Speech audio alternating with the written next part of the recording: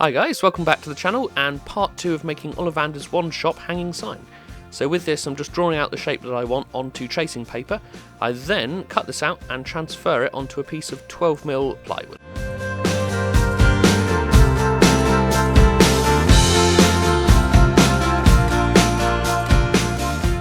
I then also realised that I've made it slightly too small, so then have to go around the whole edge just using a spacer and the pencil just to get it to be slightly bigger. For most people it's measure twice, cut once. For me, everything seems to be measure 400 times, cut 5. So after I've made that stupid mistake, I then can move on to actually cutting out with a jigsaw, and this is the main body of the sign.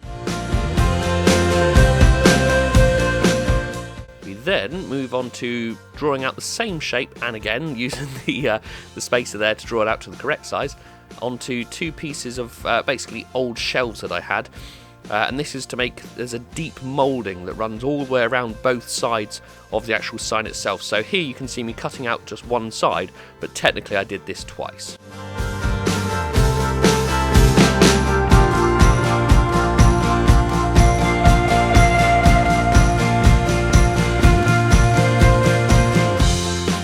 Then, using that moulding, I then transfer that size onto a piece of MDF, which was basically the base of an old drawer that I had, which would work nicely, that I thought. Then I had to just use another spacer just to make it slightly smaller, because this section is actually just a tiny little thin moulding that just runs around the top on both sides. Then, using a palm router, I then started to route out the correct moulding shape that I needed on all of the pieces.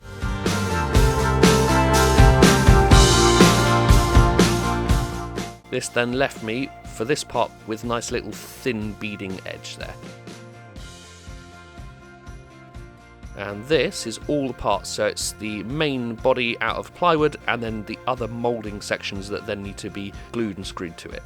So with this, I know a lot of purists will go off at me, but with this, the quickest and easiest and strongest, I thought, way to do it was to basically drill it and screw it together with wood screw.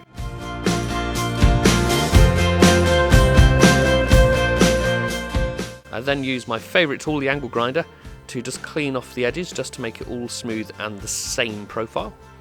Then, moving on to the tiny little bits of MDF that I made for the top of the moulding, I then used a Dremel or rotary tool just to drill out some holes, and then glued and nailed, again people won't like the nails, but glued and nailed the little bits of moulding just onto the actual rest of the sign itself.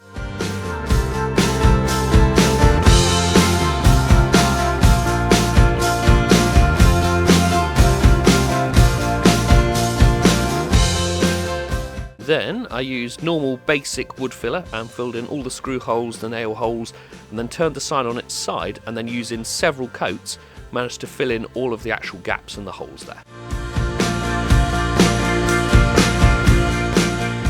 Then again we turn to my favourite tool, the angle grinder, which a lot of people complain at me for using it on wood, but it's very good.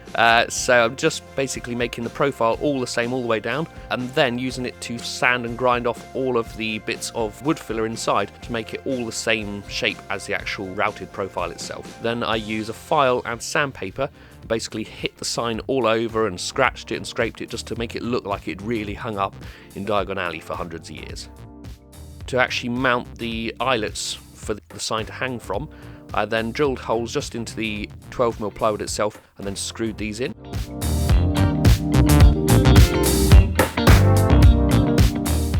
And once I'd actually screwed these in, I needed to make sure it hung up properly, so I just clamped the hanging bracket that I'd already made to my stairs, then hung this off just to make sure, because with an oval shaped sign it's quite awkward. Sometimes you can get it to hang one way or the other a little bit wrong, so I just needed to quickly mock it up and make sure it was okay.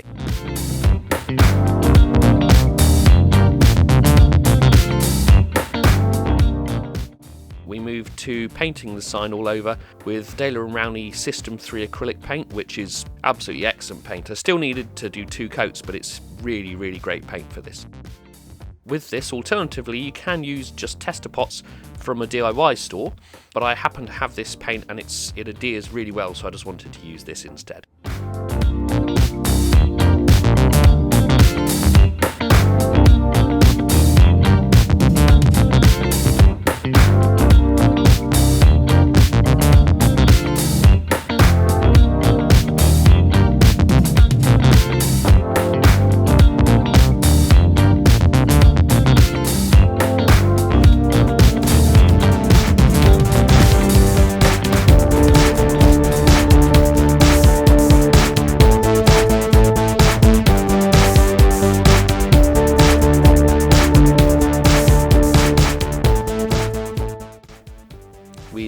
move on to using a craft knife and scissors to basically cut out all of the writing and the actual Ollivanders logo itself from the tracing paper.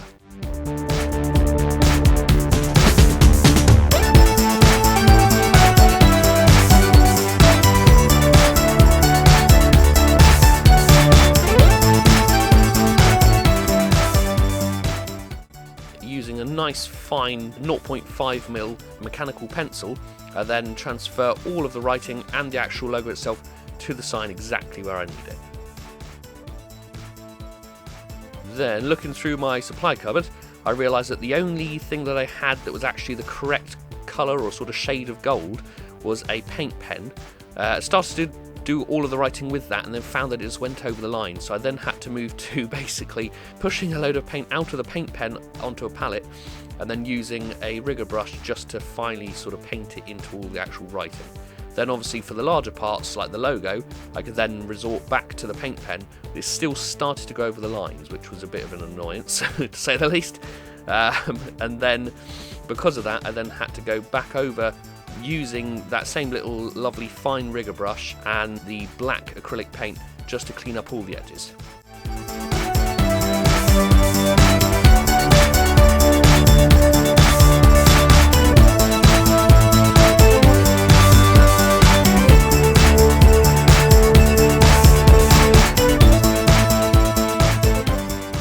So with this, I'm just showing you how I sign wrote and paint corrected one side, obviously though I did both sides. And I just want to say with the rigger brush that I'm using, if you haven't got one of these, you definitely need to. It's such a lovely brush. A lot of people would use just a tiny little brush just to do fine painting, where it's basically a little, as I say, a fine brush, and it goes down to about 1/8 of an inch bristles. But with this, it's sort of about 1 inch long, and it means you can get a lot of paint onto it and you can just do one continuous movement and you don't get the juttery lines as much as you do with a shorter brush. So if you guys haven't got a rigger brush in your arsenal of tools, then I'd definitely recommend buying one.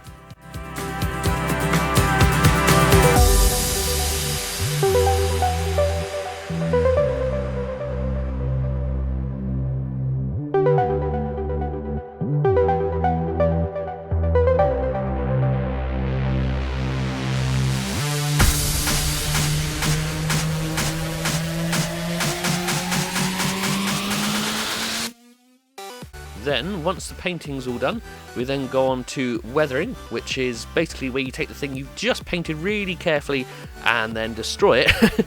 Now, with this, basically I just want it to, as I said earlier, look like it's been hanging up in Diagon Alley for hundreds of years. So I use sandpaper, go all the way around the edges of the actual mouldings, then go straight back into the face of the sign itself and sand off actually some of the logo, some of the writing itself, just so it looks really, really old and haggard and that thousands of wizards have passed underneath it going into the shop to buy their first one. Then on the sides I actually took it right back to some of the bare wood so that I could then paint it slightly different off colours here using more System 3 acrylic paint. I used sort of earthy colours, so ochres, browns, greens, and just sort of thought, right, where would water have gathered, where would mildew and mould have actually formed, and just go in and basically paint all of these on using those colours.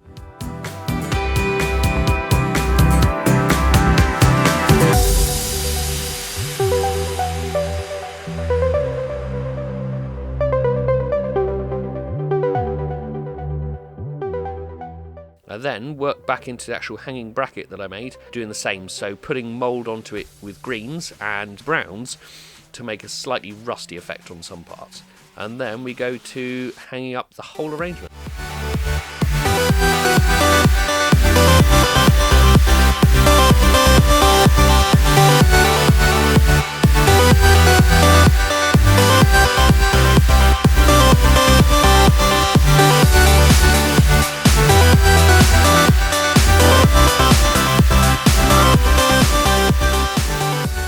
So now finally we see parts 1 and 2 of the build, so the hanging bracket and the sign itself all connected together and mounted onto the wall. And this has been a project that I've wanted to make for a long time. Ever since I first went to Harry Potter Studios and saw the sign, I thought the actual bracket itself was absolutely beautiful, and the sign just looked incredible with this really, really deep moulding, and also because it's to do with wands, and I love making wands. So this has definitely got to be on my list of projects to build, and I've finally made it.